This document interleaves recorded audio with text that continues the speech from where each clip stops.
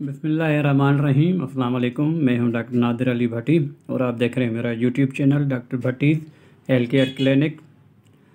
कल मैंने एक वीडियो अपलोड की थी जिसका नाम मैंने शायद रखा था बवासीर का पेटेंट नुस्खा। वो नुस्खा जो था वो यूनानी नुस्खा था। किसी ने कमेंट्स किया कि हमें होम्योपैथिक भी नुस्खा बता दें। तो अल्हम्दुलिल्लाह होम्योपैथी में भी हज़ारों दवाइयाँ ऐसी हैं, आपको पेटेंट दवाई भी मिल जाएगी। ये भी मैं आपके साथ पेटेंट नुस्खा ही शेयर कर रहा हूँ। बनी बनाई दवाई ताकि आपको बनाने की ज़हमत न करनी पड़े और मेडिकल स्टोर पे जाके और वहाँ से आप ख़रीद कर लाएँ और इस्तेमाल करें। तो कहने का मकसद है कि काफ़ी नुस्खे हैं बने बनाए। एक ही कंपनी के 2-3 दवाइयाँ 4-5 दवाइयाँ भी होती हैं। तो अल्हम्दुलिल्लाह काफ़ी बड़ी रेंज है दवाइयों की, लेकिन ये नुस्खा भी मुझे अच्छा लगा और इसको प्रैक्टिस में शामिल किया हुआ है मैंने।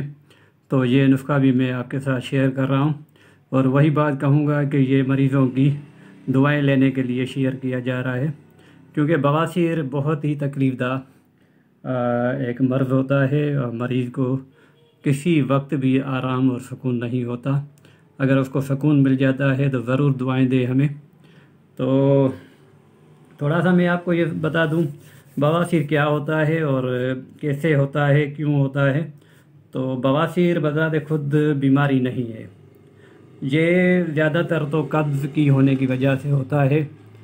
कब्ज़ की वजह से जब पाखाना सख्त हो जाता है, वो जब पाखाने वाली जगह से गुज़रता है तो वो कहीं न कहीं पे कट डाल देता है और उसे हम फिशर कहते हैं। तो इस तरह भी ये बवासीर हो जाता है। जो ज़्यादा बड़ी वजह जो है वो कब्ज़ है।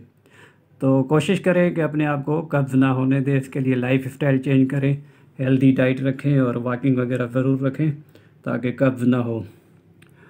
और इसके अलावा दूसरी वजूहात में जो शामिल हैं वो ये है कि ज़्यादा बैठने का काम, जैसे ऑफ़िस में लोग काम करते हैं एक ही जगह पे बैठे रहते हैं, सख्त जगह पे या नरम सोफ़ों पे कुर्सियों पे बैठे रहते हैं और वॉकिंग वगैरह यानी पैदल वगैरह नहीं चलते, तो उनमें भी हो जाता है। अगर आप देखें जानवरों को बवासीर नहीं होती, इसलिए नहीं होती कि वो चारों पैरों पे चलते हैं। एक वजह ये है कि वो चारों पैरों पे चलते हैं तो उनके पाखाने वाली जगह पे जो प्रेशर है वो नहीं आता है, क्योंकि इंसान 2 पैरों पे चलता है। 2 पैरों के चलने की वजह से उसका प्रेशर पाखाने वाली जगह पे भी आता है, तो खून का जो प्रेशर बनता है वहाँ पे ज़्यादा ही बनता है।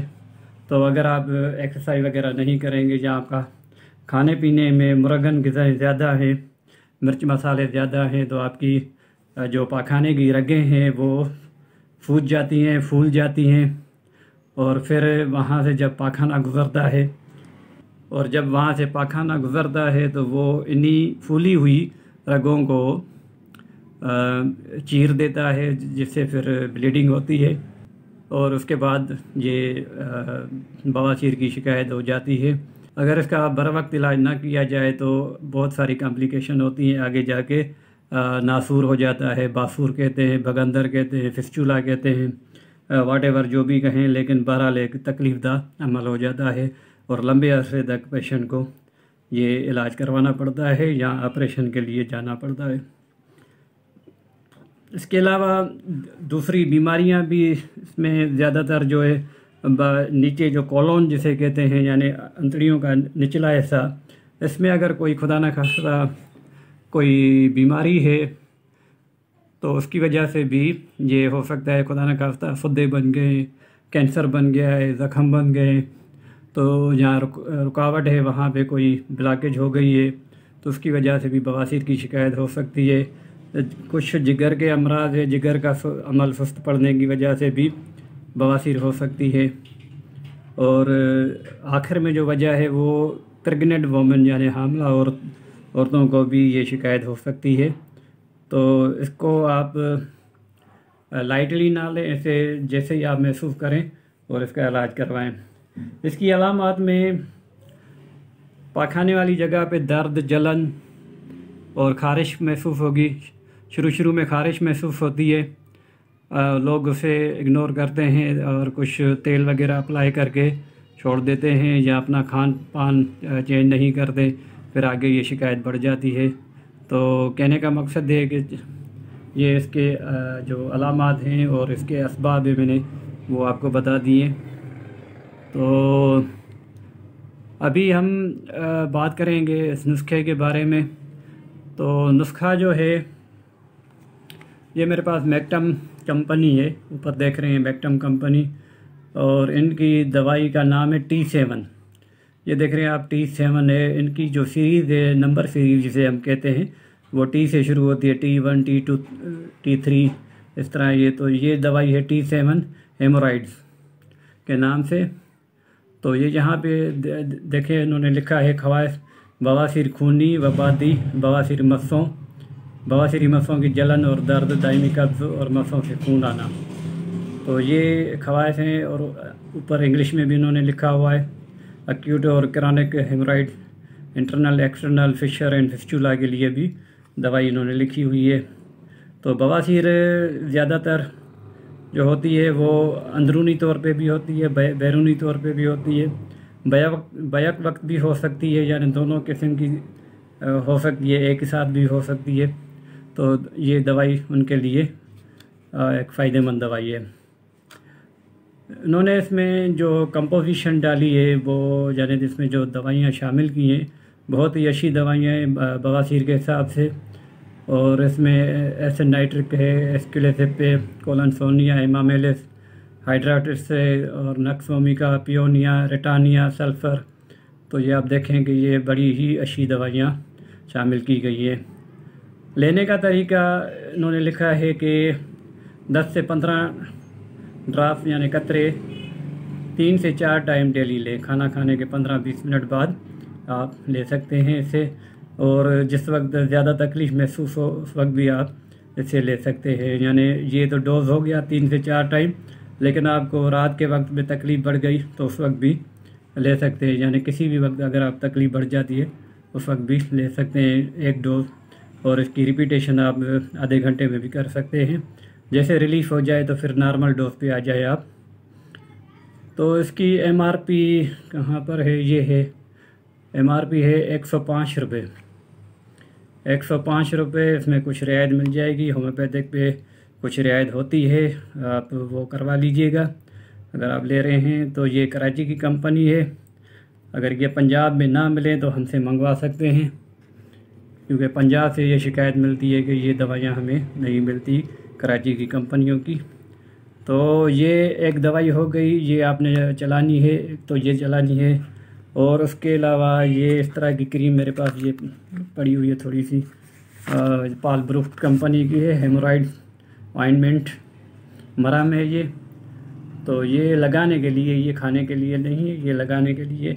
तो ये फ़िलहाल मेरे पास ख़त्म हो गई है। बहुत सारी हर कंपनी की इस तरह की 3-3, 4-4 किस्में आती हैं, क्रीमें आती हैं, बड़ी अच्छी होती हैं, रिज़ल्ट वाली होती हैं। तो इसके साथ आप ये लोकली यानी दिन में 2 बार, कम से कम 2 से 3 बार अप्लाई करें, और नहीं तो 1 बार तो ज़रूर इसे अप्लाई करें। पाखाना करने के बाद जगह को साफ़ करके, अच्छे तरीके से साफ़ करके फिर इसे वहाँ लोकली अप्लाई करें। इसमें आपको ये मिल जाएगा ट्यूब है, और इसके साथ ये मुक्कद में पाखाने वाली जगह पे दाखिल करके ऊपर से लगाया जाता है, दाखिल करके, और इसको आपने अंदर दाखिल करनी होती है ये मरहम, ताकि वो अंदर जाके अपना अमल करे पूरे तरीके से। तो ये तरीका हो गया। कल की वीडियो में मैंने डोजेज का नहीं बताया था, लेकिन डिस्क्रिप्शन में मैंने लिख दिया है, वो मैं भूल गया था। अब इसमें मैं तफसील के साथ आपको बता रहा हूँ। तो जैसे कि मैंने कहा कि बवासीर कब्ज़ की वजह से होता है, तो आपको होम्यो अगर मैं बताऊं तो ये देखें होम्योपैथिक दवा है, जिलेक्स नाम से, जिलेक्स फोर्ट मुलयन और कब्ज़ कुशा है। इसकी वीडियो भी ऑलरेडी बनी हुई है, वो भी आप देख सकते हैं। ये डॉक्टर मसूद होम्योपैथिक फार्मास्यूटिकल यानी डॉक्टर मसूद लाहौर की कंपनी है। ये पूरे पाकिस्तान में बआसानी आपको मिल जाएगी। तो ये कब्ज़ के लिए है। ये लेने का तरीका ये है कि 1 से 2 टैबलेट, अगर 1 टैबलेट लेने से आपको पाखाना खुल के आ रहा है, मुलयन आ रहा है, नरम आ रहा है, तो ठीक है, 1 ही टैबलेट चलाएं रात को सोते वक्त, सिर्फ 1 बार 1 टैबलेट। अगर एक से काम नहीं हो रहा तो 2 टैबलेट भी ले सकते हैं। तो ये हो गई, यानी कोर्स आपका हो गया टोटली होम्योपैथिक। अगर उसके साथ मेरा तजर्बा ये है कि अगर इससे ज़्यादा सख्त कब्ज़ है तो फिर ये कुर्स मुलय्यन भी आप यूज़ कर सकते हैं।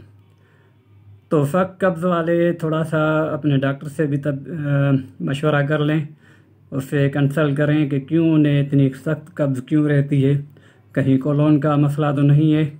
तो शुरू में अगर आप इंडिकेशन करवाएंगे तो इलाज आसान हो जाएगा।